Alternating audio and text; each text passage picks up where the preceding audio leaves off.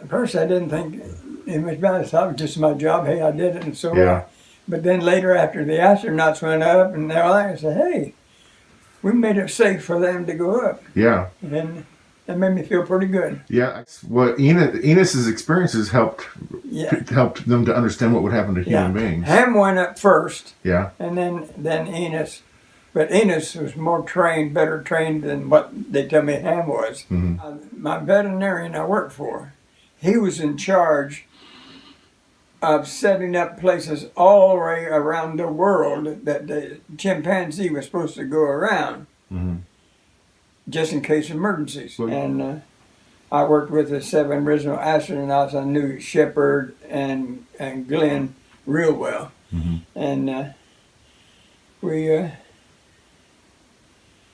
then one day I went to work and just got to the office, and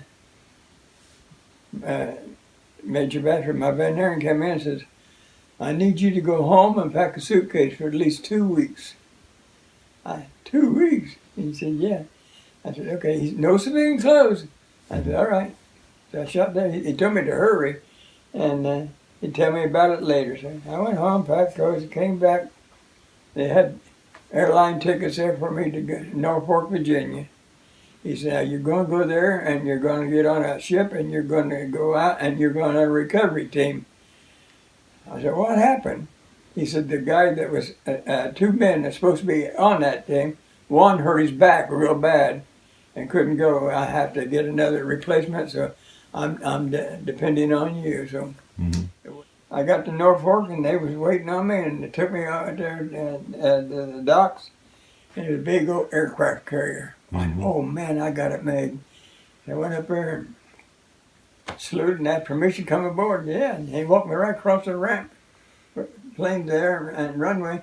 And he said, here's your ship. And I looked down, and there was an aircraft carrier. I mean, a little old destroyer. And it looked like about the size of this room compared to that aircraft. I said, that thing go out in the ocean? He said, yes, it does.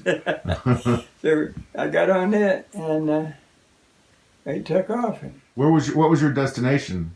Where did they anticipate? 300 miles south of Bermuda. Okay.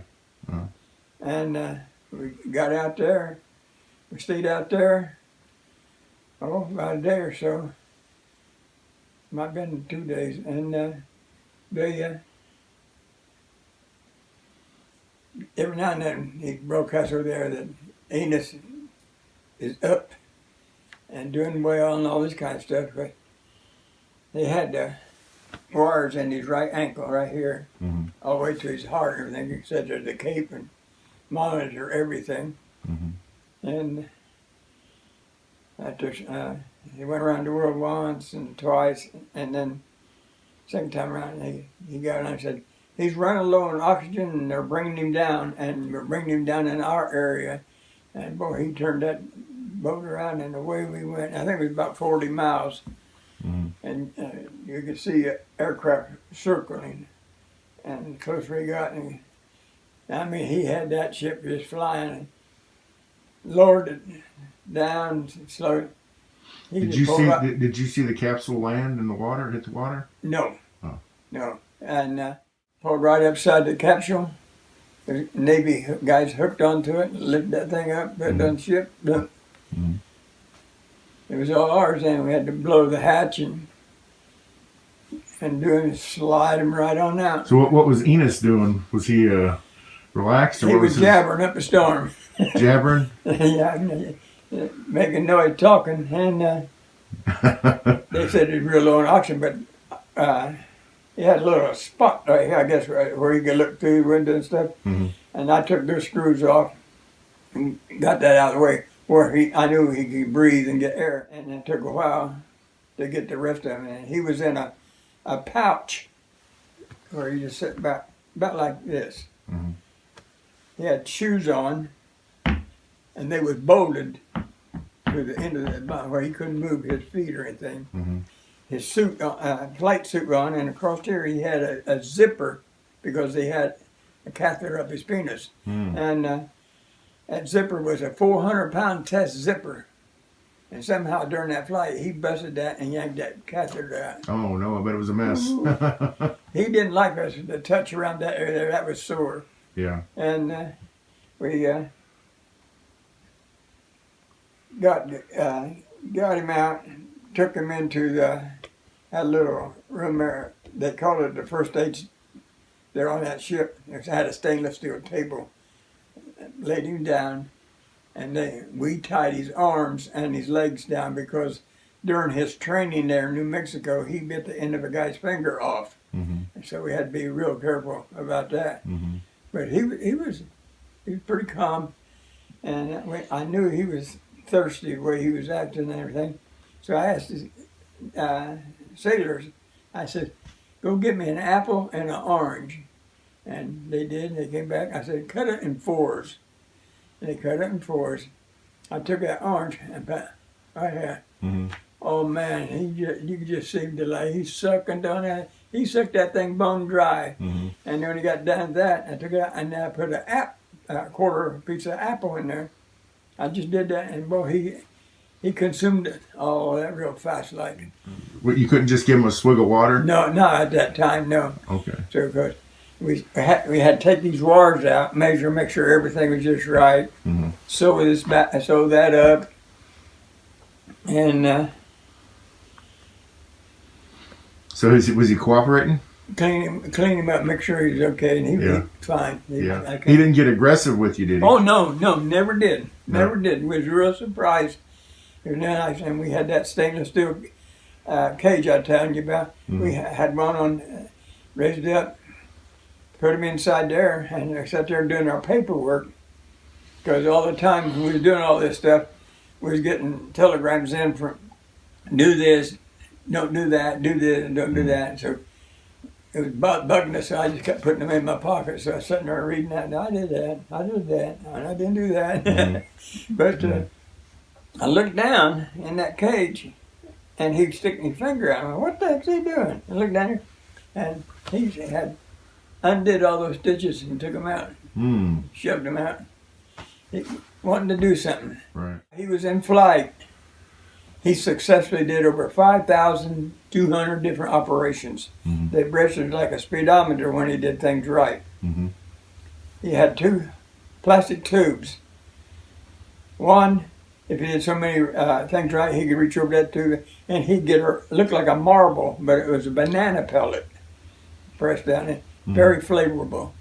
And he'd like that. And then if he'd do so many right, he'd reach over here and he'd get about 10 cc's of water. Mm-hmm. And he was doing it so fast that thing, and machine stuff couldn't keep up with it, and he was chewing the ends of them off trying to get rewarded. Mm-hmm. But he did so much better than what the people there thought he could do. Navy guys go down and bring up about a 10 or 12 foot rope. Mm-hmm. And we had them tie numerous knots and put it in there. And when I do my whole paperwork, about a half an hour, so an hour, look out, and he'd be pushing that rope out. So. Yeah, he liked puzzles. It sounds like. Oh yeah, he loved to do it. He had to be doing something all the time. Mm-hmm. And so we took off as soon as we got him aboard. We took off for Bermuda, and then all this stuff we were doing at high speed. Got in Bermuda.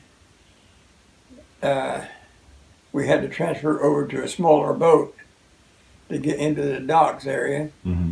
And so we had him in that stainless steel cage and got up, got aboard. By that time, there was a bunch of VIPs was on an aircraft carrier down there to the destination where he was supposed to land.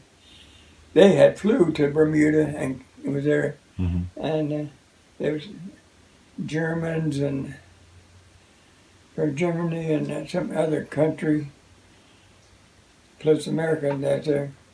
Mm-hmm. They took over the second floor of the hospital, and it was in there about 2 hours, and he came out and asked for Sergeant Ogden, and I stood up.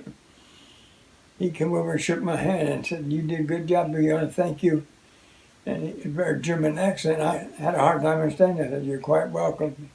pat me on the back. Got in there and stayed in Bermuda overnight, and came in, flew into Patrick the next morning, and the next day I went back to the Cape, and to make sure he was all right, checked him, and by that time, the man that did the training and everyday stuff with him had flew from New Mexico there too, and we shook hands and talked and everything, and he came over to me. Oh, said, remember me, old boy? And he came right over here and pat me on the leg. Enos, so he liked you then, huh? Yeah. Take your picture with him? Yeah. Yeah. So how much time did you spend with him all together then? Oh, I spent 2 days. About 2 days, real good, and then I went up to Cape 3 days and spent about an hour with him each time there. Okay. Well, and was that the end of your space program experiences? Yeah. Short and sweet.